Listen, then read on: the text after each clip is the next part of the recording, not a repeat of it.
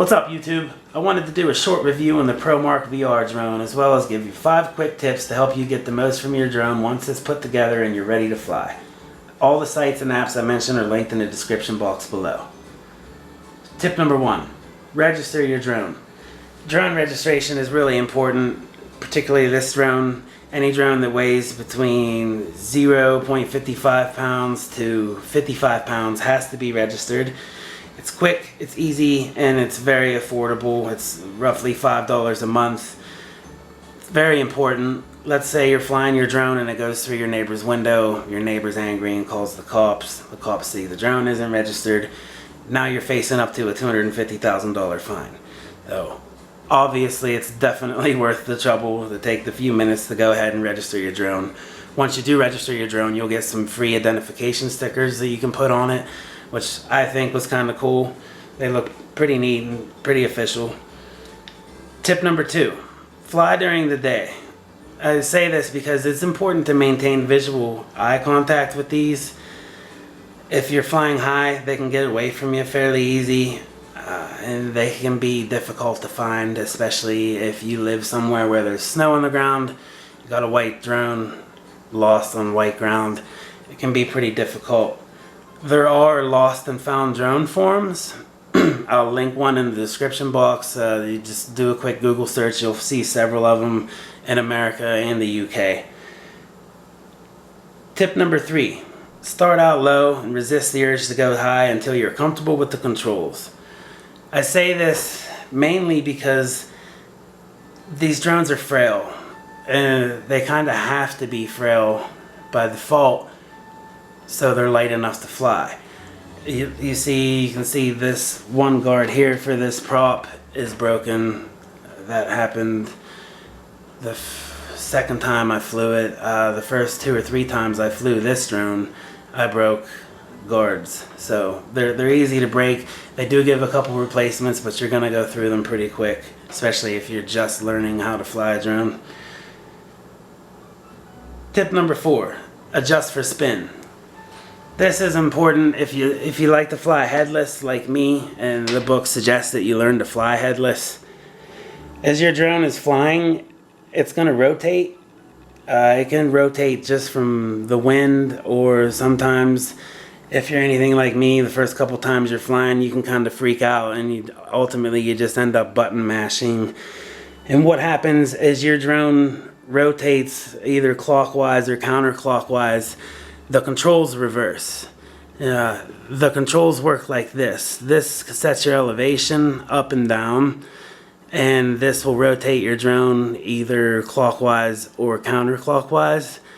The reason this is important, at least to me, is because as your drone rotates, these controls, as far as flying forward or backwards or left or right, they reverse as your drone reverses. So your drone that took off facing away from you is now facing towards you.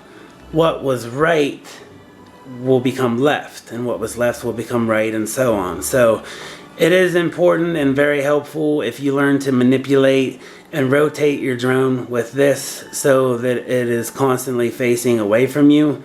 It just turns out to be a lot easier when it comes to working the camera and just ultimately flying your drone. It's really a lot easier to fly it and control it if you learn to manipulate its rotation. Finally, the last tip number 5, is beware of dead battery. I say this because, excuse me,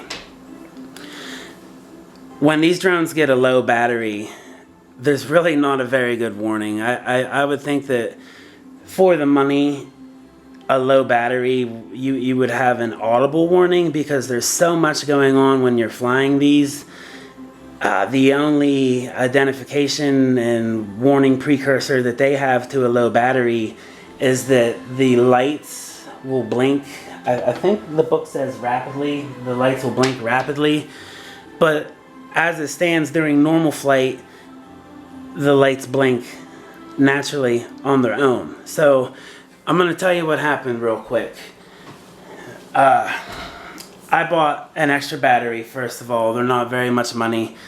The battery, I think you can fly the drone for around 12 minutes, and you're not supposed to go over 400 feet. You're actually supposed to stay under 400 feet. I've never gone anywhere close to that. What happened to both of my drones, the first one I mistakenly flew at night, and when I was flying it, the battery died, or got low rather. And believe it or not, when they get low, they free fall. They shut down and they free fall like a rock. They just drop out of the sky. So the first one dropped out of the sky at night. Like I said, it shut down. It went completely dead, so there was no lights. It wasn't lit up, so it proved very difficult to find. Ultimately, I never did find it. So this is actually my second drone. With this one, I was a lot more careful. I took a lot more precaution. I flew during the day. I was flying at about 80 feet, and I hadn't realized the first time why my drone had free fallen and died. Well, this time I didn't realize either, because I'll show you here real quick. I'll turn it on. You're supposed to face it away from you, especially when you're going to fly headless. Then you turn the remote on. What you do is you press up and down, and you see that it has it ready for flight, right? The lights are blinking slow. If you press the one button takeoff, you see it's ready to go. But as soon as I did that, the lights started blinking rapidly. So I'm not sure why they even allow it to take off if the battery is low. But ultimately what happened is, as I was flying it, it free fell again like a rock and smashed off the ground. So the camera's busted. 3 of the 4 legs are snapped out of the bottom, completely snapped out. Like I said, they give you extra legs, but extra legs don't mean much when it's actually snapped completely out of the drone.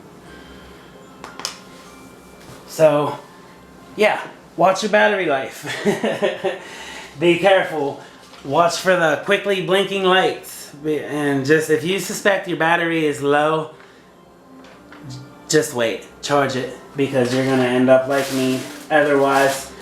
Ultimately, I think these drones are worth the money.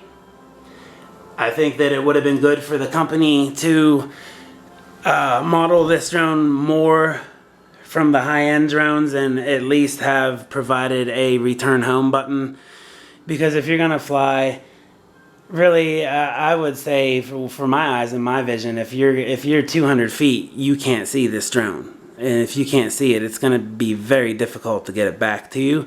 So for the money, I think it would have been cool if they would have included a return home button. But other than that, they're a lot of fun. And I think that they're worth the money, especially if you bought it from Walmart. Because as most everyone knows, Walmart has a very flexible return policy. So as a final note, save your receipt, save your box. If you end up like me, hopefully you can return it or exchange it. Happy holidays, everyone. Hope the tips helped. Happy flying. Be safe.